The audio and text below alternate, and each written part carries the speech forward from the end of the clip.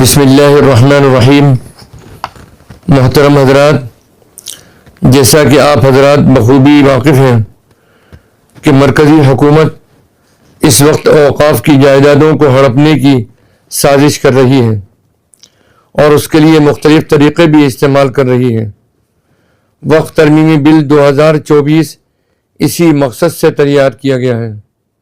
یہ بل اگر پارلیمنٹ سے منظور کر لیا گیا تو اوقاف کو حاصل تمام قانونی تحفظات ہمیشہ کے لیے ختم ہو جائیں گے۔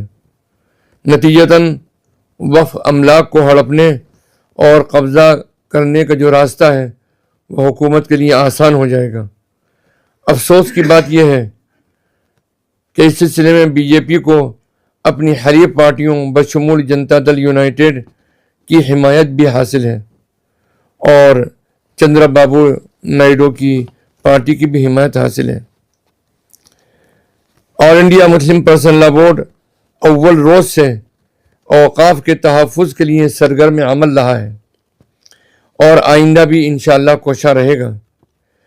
اسی سلسلے میں 17 مارچ 2025 کو بورڈ نے ملک کی تمام ملی و دینی جماعتوں اور تنظیموں، اداروں اور دانشوروں اور سماجی کارکنوں اور سیاسی لیڈران کے ساتھ جنتر منتر دہلی پر ایک کامیاب مظاہرہ کیا۔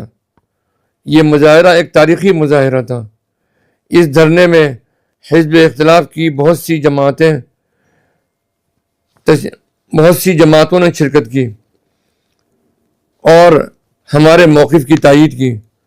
اس دھرنے نے یقیناً حکومت کی بے چینی میں اضافہ کر دیا ہے، لیکن اس وقت ضرورت ہے کہ مرکزی حکومت میں شامل حلیف جماعتوں کو بھی جھنجھوڑا جائے اور ان کو ان کی ذمہ داری یاد دلائی جائے کہ اگر انہوں نے مسلمانوں کے ساتھ خیانت کی تو مسلمان ان کو کبھی معاف نہیں کرے گا۔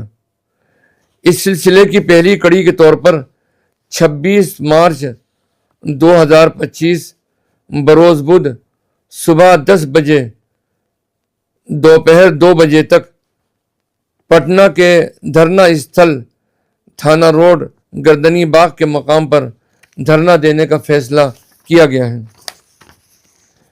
اس دھرنے میں بورڈ کی مرکزی قیادت، ممتاز دینی و علمی اور ملی جماعتوں کے مرکزی قائدین اور بہار کی تمام تنظیموں، جماعتوں، اداروں اور خانقاہوں کے ریاستی رہنما نیز حزب اختلاف کے ممبران اس میں شریک ہوں گے اور شامل رہیں گے۔ آل انڈیا مسلم پرسنل لا بورڈ بہار کے تمام غیور مسلمانوں سے اپیل کرتا ہے کہ وہ وقف املاک، مساجد، عیدگاہیں، مدارس، خانقاہیں اور قبرستان کو بچانے کے لیے کثیر تعداد میں اس دھرنے میں شریک ہوں اور اس کو تاریخ ساز اور کامیاب بنائیں۔ السلام علیکم ورحمۃ اللہ وبرکاتہ۔